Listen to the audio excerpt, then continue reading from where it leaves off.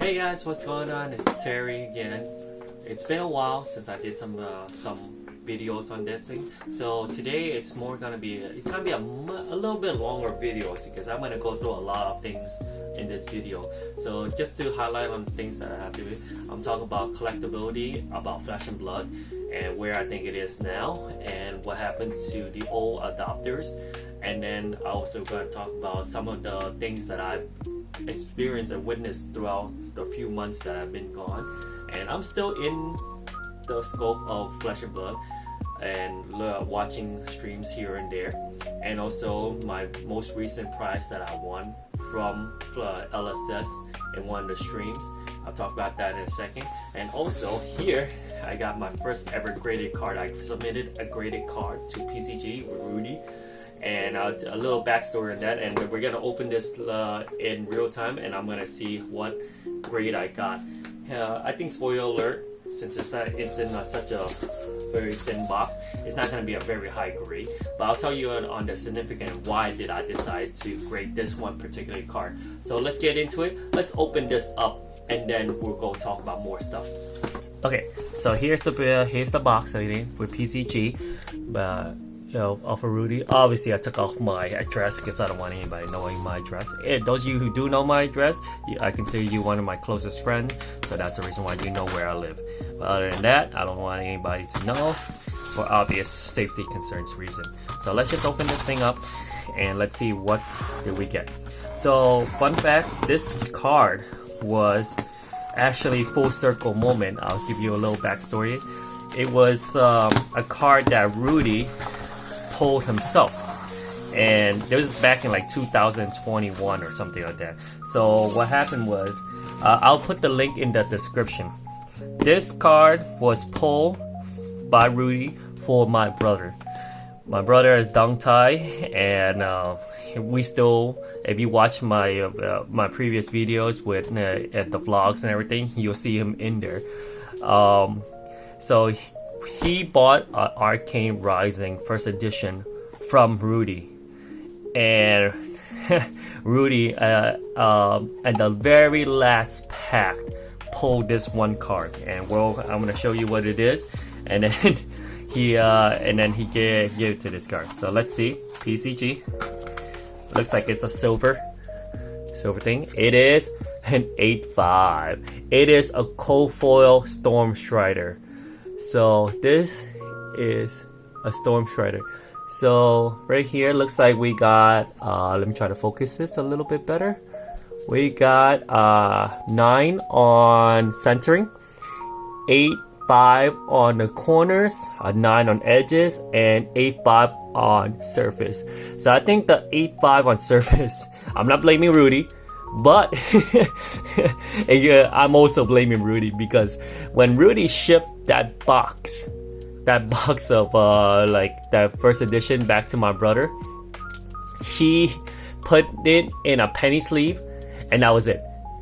All he did was put it in a penny sleeve, threw it in with a bunch of the other cards into the box, and then shipped it. He didn't even put it in a top loader. So I feel like some part of it was taken, like probably got roughed up a little bit, but that's okay.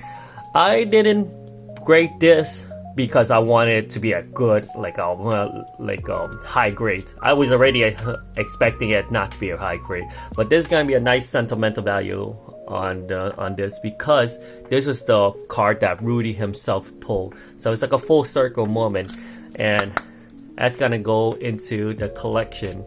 And my brother, one day he's gonna realize that I got this graded for him. And so if you're curious, I did ship this. I used the coupon code, Express 20. So for $20 I got it Express graded. They say 7 to 10 days of turnaround. So, and he did specify 7 to 10 days grading when they get the card, not when as soon as you ship the card. Okay, in 7-10 days you'll get it back.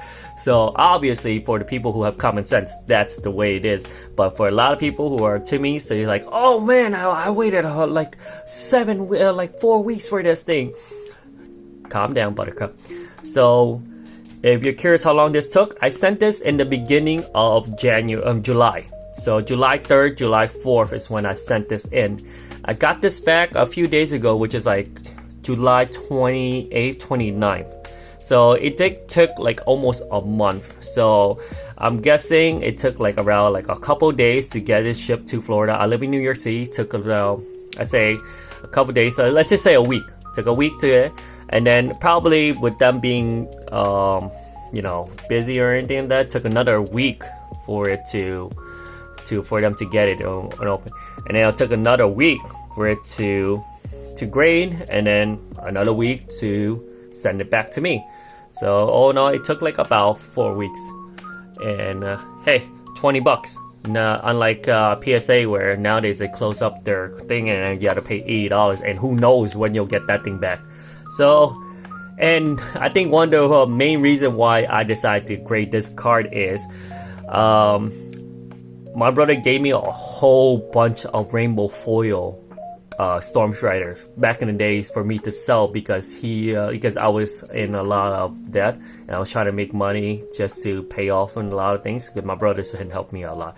He gave me a whole bunch of Storm Striders, and inside of that one was this cold foil one, and I looked, I'm like, wait a minute, hold on. I was like, this is a cold foil one. He's like, oh shit, that is. And if I didn't look closely, I probably would have sold a rainbow foil and send a person a cold foil one. So I put that on the side for a while, and then I was like, you know what, let's slap this sucker. And I support Rudy, so it's like, what a better time to get your card graded than now. And this slab, it's actually really nice. I never had actual like other slabs. I only have PCG slabs. I think. PCG. Actually, no. I lied. Give me 1 second. I got here a cold foil heart. This is a cold foil heart that I bought in Worlds Philadelphia from Paul, Transient Fire Paul, and this is the cold foil heart. And I'll talk a little bit more on this when it comes to collectability and where the folks are. But I'd say it's not too much of a difference. I'd say, let me see if I can get this thing more focused, because I have to tap on my phone. I'm using my phone right now. So yeah, it's not different at all. It's actually, I think it's the same thickness. Let me see. Let me try to focus on that. Oop, never mind. Never mind. But there you go. But I think it's the same thickness. Let me take this out of the whatever this thing is. Ooh, I don't know if I even want to take this out, because it's so nicely packed. I'm gonna keep it like that. So yeah, thickness wise, I think it's the same. Yeah, but I think maybe because it's inside the packaging, it feels a lot better. Okay, so let's go back to my other viewpoint, me standing, and we'll talk a little bit more. Actually, no, I'm sorry. This is very impromptu type of thing, and I'm only doing this. It is 12:30 a.m. right now, and I just want to talk more on this. So, this here is a Marvel Benji. Okay, I won this when I think I watched one of the callings. I think it might be in Bangkok or something, in Thailand, and I was just talking to people in. Let me try and lower this a little more so that you can see better, so you don't have to keep hearing me talk. All right, let me try it. Okay, so this card here I won just tuning into the earlier morning, because I'm in New York City and across the other world with a calling, and I was just chatting up with some of the viewers in there, and they were talking. I was answering some question about my dice, because I'm the guy who created the dice thing, and like these dice right here, these are my creations right there, you see on streams. So they were asking me a few questions in there, so I was just talking, and then at the end of the stream, I got selected for a random prizing, and I get to choose a cold foil young hero from, I think, Companion Wraith. So of course, me being a Benji player, and also a Reinhardt player. But Reinhardt's, I wasn't too much. I already have a Reinhardt Kofor, so I wanted a Benji Kofor. And when I got this in the mail, I was looking at it. I was like, "Oh, how beautiful this Kofor is!" And you look at that, they even Kofor his vest, his ankles, whatever it is, and his Zephyr needle. And of course, he can't use his Zephyr needles. But then it got me thinking, what about that Kofor promo that I won at the Armory many years ago when I first started this game? Let me see if I could find it. Do I have it with me? Let me see. No, I don't have it with me right now, but I have it with me. Give me one hot second.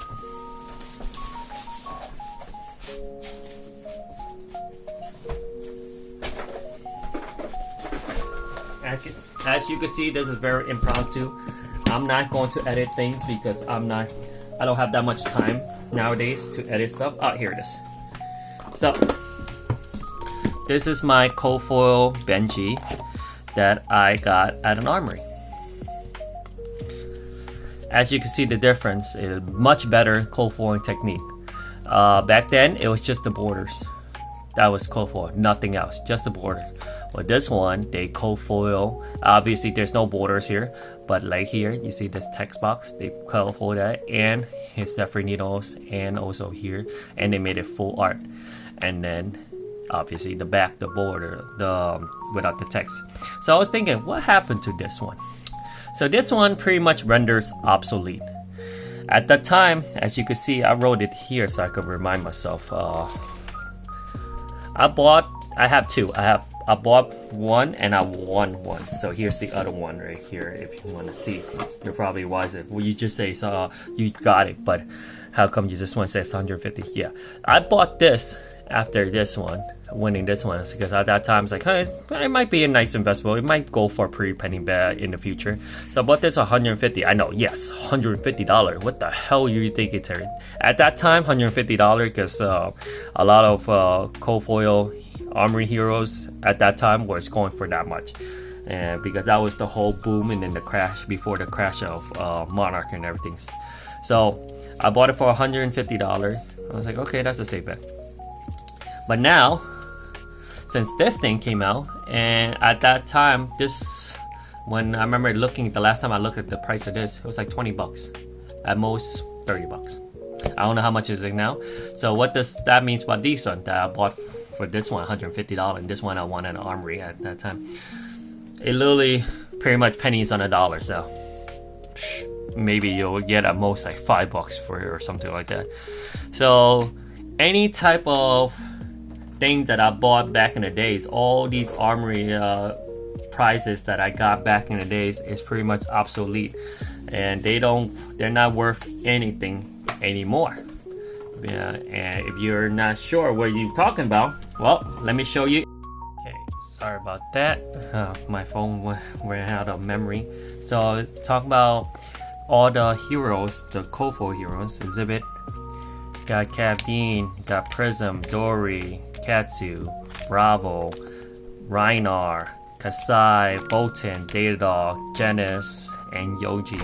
All of these are pretty much, I say, useless and worthless because they're gonna come out with Marvel versions of it, and all of these are going to be obsolete. And some of them are already obsolete, like the Kofoil, the Kasai, Sellsword. That's already. I'm pretty sure there's Marvels of those.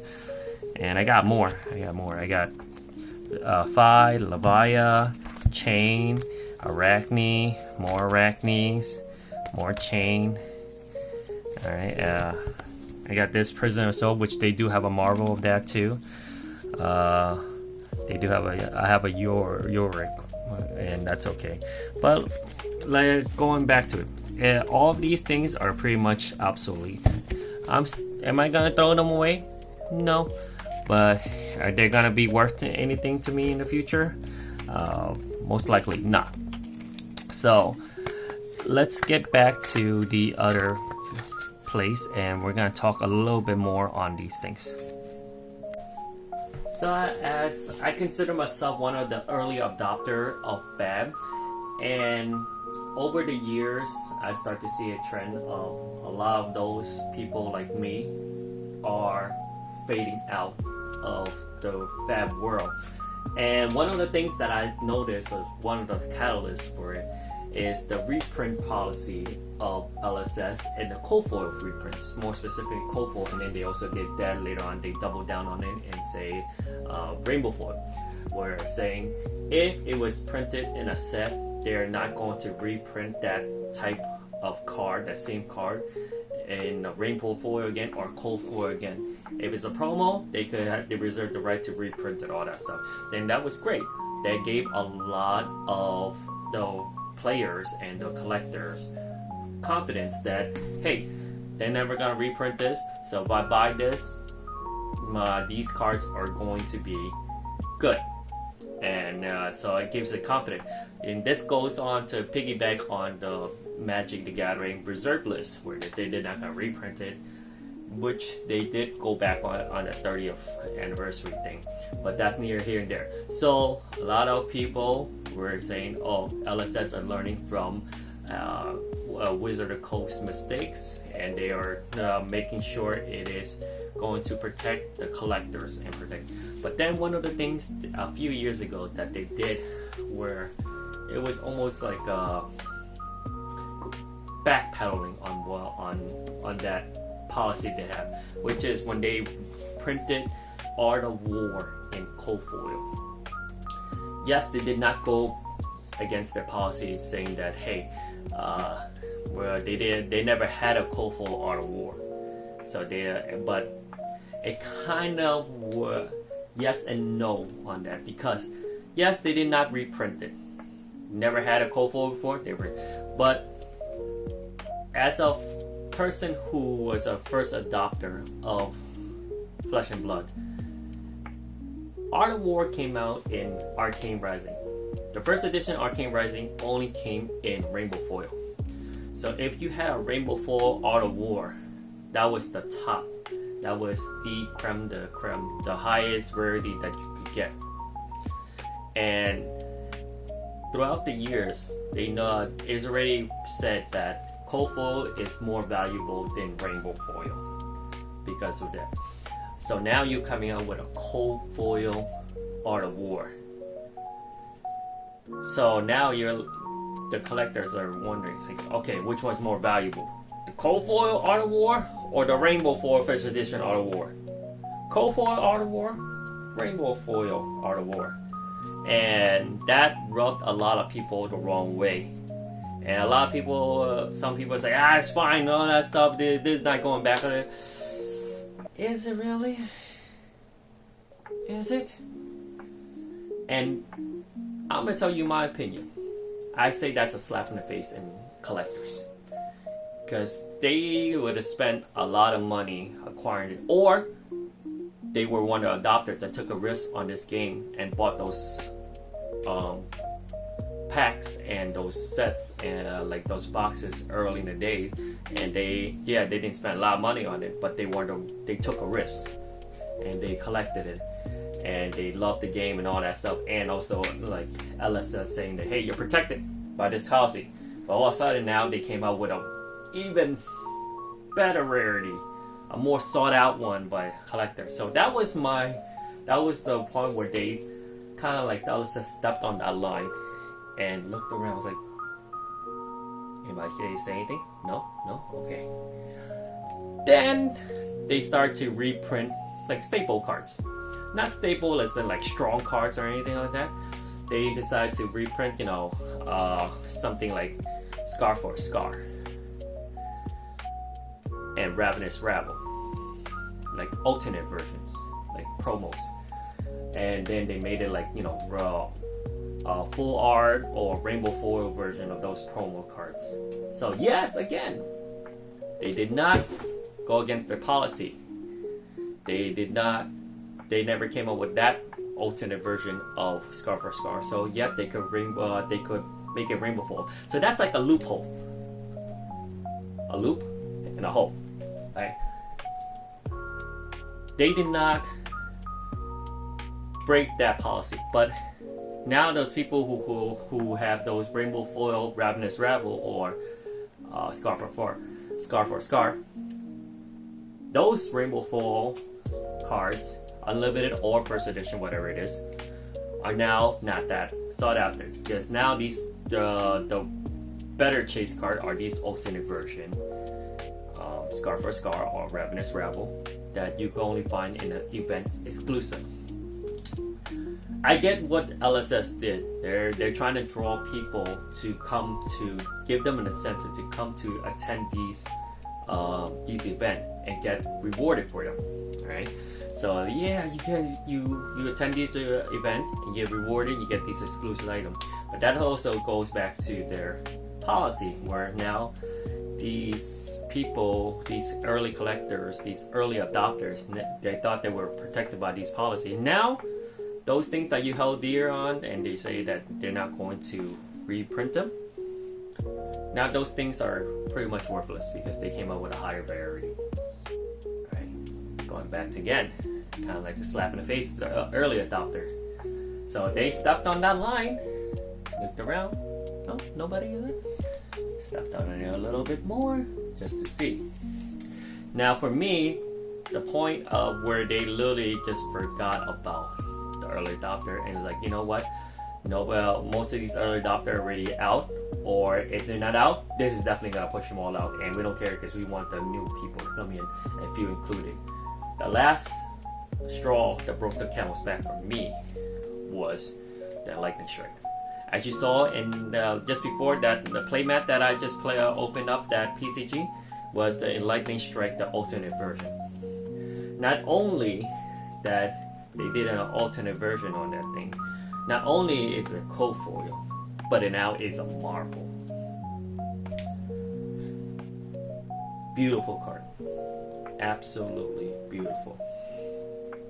But going back to that Art of War, it's a much better treatment. So those people who bought those alpha in Lightning Strike, Rainbow Foil, LSS say, hey, I got a better one for you guys. And now what? Those Rainbow Foil ones, yes, they were the first one that ever came out, but those are not the most valuable one. It's these Marvel ones now.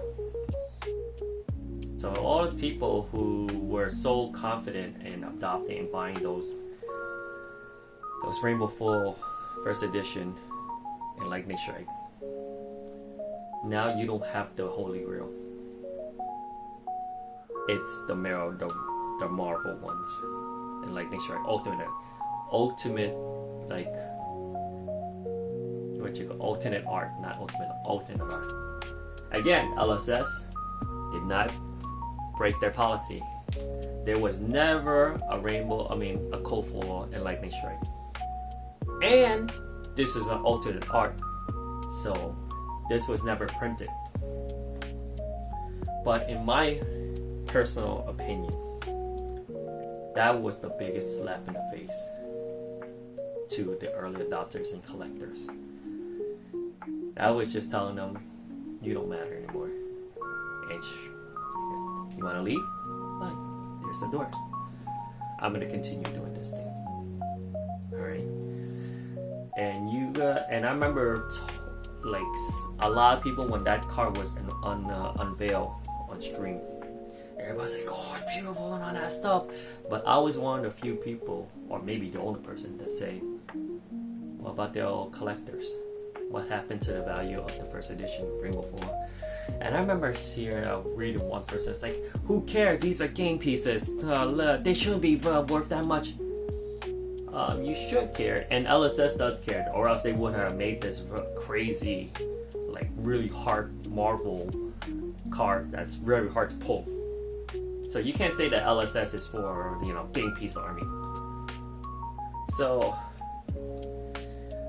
and I just watched Rudy's videos just now talking about how Flesh and Blood pretty much there's a shift, and a lot of older early adopters left, and how they kind of pretty much onboarded new ones, and the new people are fine with like these cards losing value and all that stuff because it's all about, you know, playability.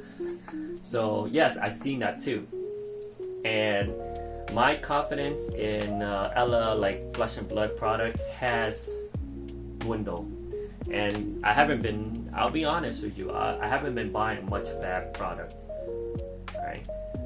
Like the last set that I vividly remember buying was High C, and I only bought 2 cases, and it was from Rudy, and I opened it up, tried to chase the antiquity pack, the treasure packs. I got nothing really much out of that thing, no Marvel or anything like that, because I really wanted to get like a chance of getting James White personal cards in there, but spoiler, I didn't get anything, and that's about it.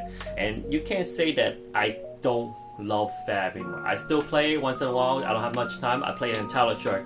And plus, talking about, well, putting my money where my mouth is, this was, you know, right here. Right here. That's pretty much telling you, like, I'm still in it. Right?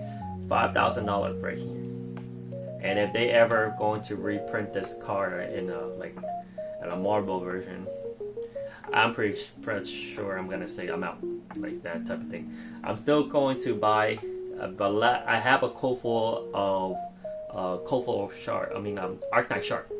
So the last Kofo Fable out of the 3, the Welcome to Rave, Arcane Resin, and Cruiser War is our figure. Eventually, I'll get one of those things, but I'm one of those few early adopters that are still in here. I'll still play Fab. I love playing Fab, and to this day, that's pretty much the only card game that I still play. I dabble a little bit and try to learn on sorcery. Wasn't too much into it.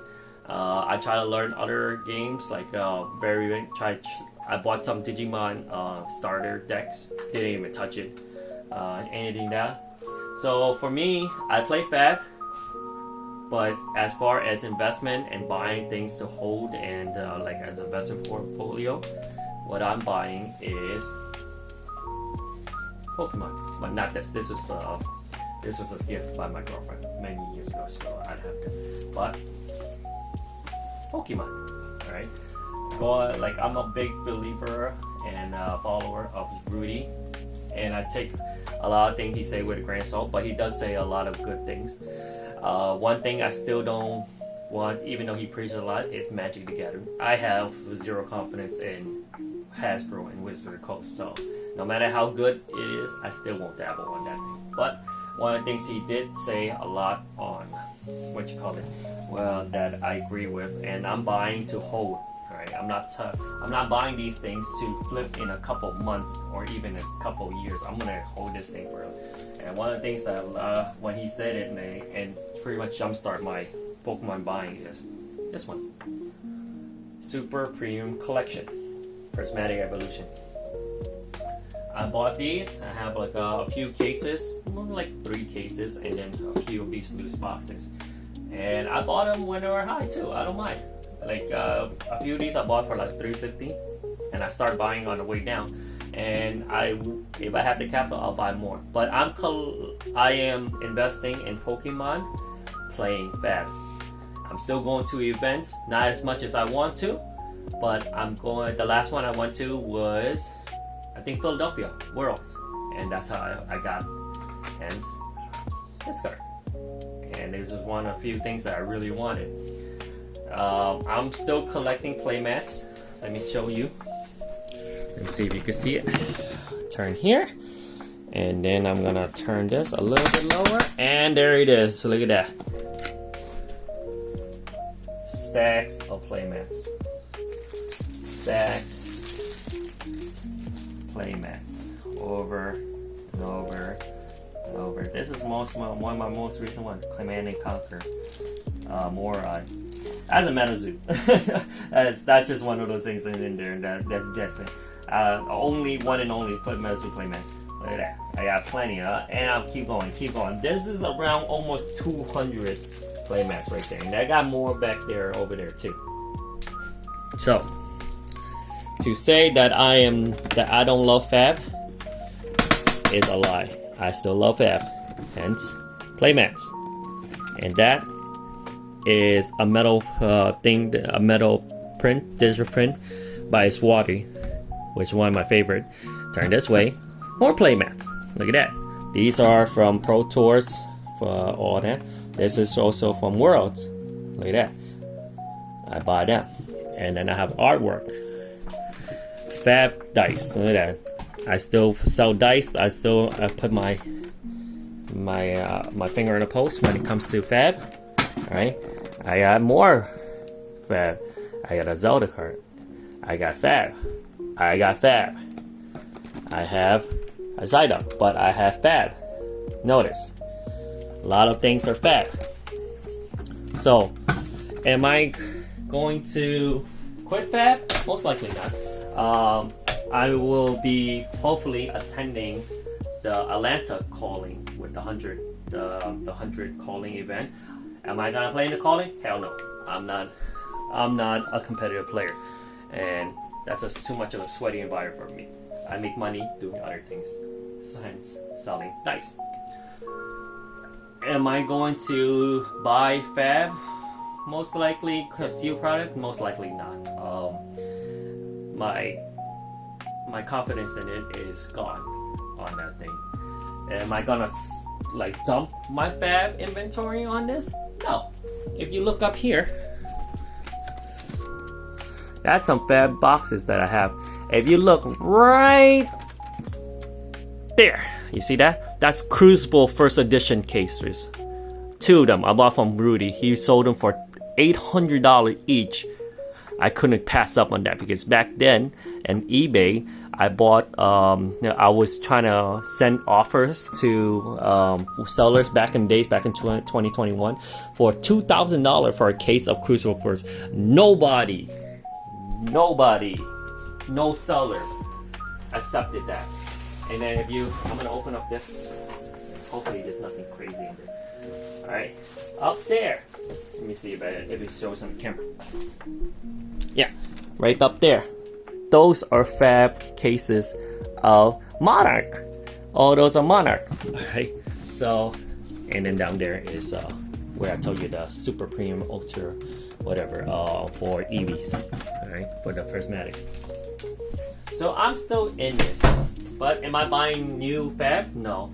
And it looks like that's where LSS wants to be. They just want to create sets for the playability, don't reprint it, and then, you know, collectible, like as far as these booster boxes going up in value, doesn't look like it.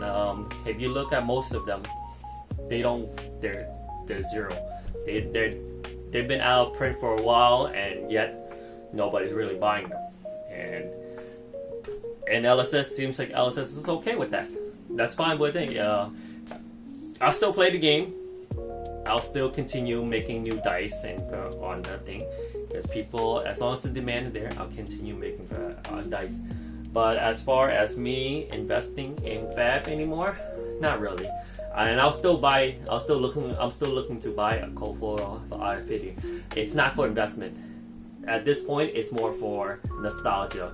It's one of those things that I really wanted when I first got into Fab. Like, I thought in my life, I'm never gonna be able to touch this. It's gonna be way too expensive for me. But when I saw at Worlds Philadelphia that it was only $5,000 for a 9.5 cold foil heart, I was like thinking about it. I was like, hey, a case of WTR first edition alpha is around $5,000, whatever it is. But here it is, not only a cold foil heart, but a 9.5 cold foil heart for pretty much less than what a case goes for, or maybe around the price of what a case goes for. It almost was a no-brainer for me, and it took me a whole weekend to decide to buy it, but nobody touched it. So I was like, I'll buy it. I'll buy it just in it. But so I know I'm rambling on, and this video is gonna be one of my longest video ever. And it's just rambling because I have nothing written down. I'm going off the cuff. You must see it off the cuff. So yeah, long story short, LSS is pretty much I'm pretty much doing what LSS pretty much saying or they're doing. I am being pushed out of collectability on this because of pretty much what they're doing, not what they're saying, what they're doing, the action. And it seems like they're okay with it, and I'm okay with it. I'll continue to play Fab, but as far as me dumping a lot of my money into Fab, not so much. I'm gonna go to something more sure and has proven itself, which is Pokemon. And yes, I do pay market on these things, and do I care? No, because I'm going to be holding on to it. All these people that want to flip on it, it's up to you. As for me, I'll hold on to it. It goes up and down, just like how prismatic evolution is going down and down, or like just staying flatline. That's okay, because in about 5 to 10 years, it's going to go up. And for Fab, can I say the same for Fab? Maybe, but as far as going at the same trajectory as Pokemon, I don't think it's going to be going in that trajectory.